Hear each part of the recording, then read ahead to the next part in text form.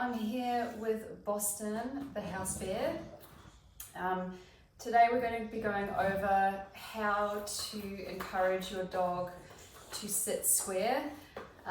Boston's a prime example of a dog that often doesn't sit square. And there are various reasons why dogs don't sit square. Sometimes it's a postural thing. Sometimes it's a strength thing that they've learned and now it's a habitual from being a puppy. But sometimes it can be a subtle clue for underlying things like hip issues or knee stifle issues going on, like hip dysplasia or patellar luxation. So with Boston, he's a typical bulldog. He's very heavy set in the front and he has very upright stifles at the back, so he's very his back end's almost higher than his front end, and it leads to him having quite little glutes and not a lot of bulk on the hind end. He actually doesn't have anything structurally wrong with him, but he just prefers to sit off to one side on one hip. So how do we teach a dog to get out of this habit, to strengthen up the right muscles, get the glutes and the quads and the hamstrings engaging?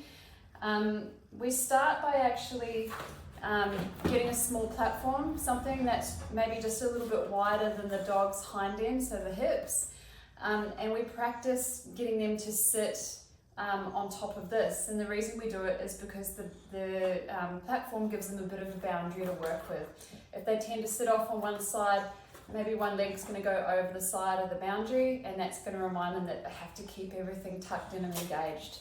So Boston, he hasn't had his dinner yet, so he's very hungry.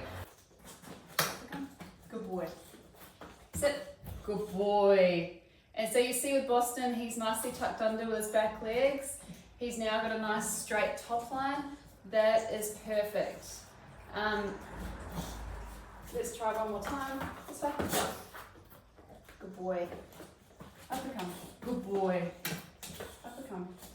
Good boy. Sit. Good boy. Yes. Good boy.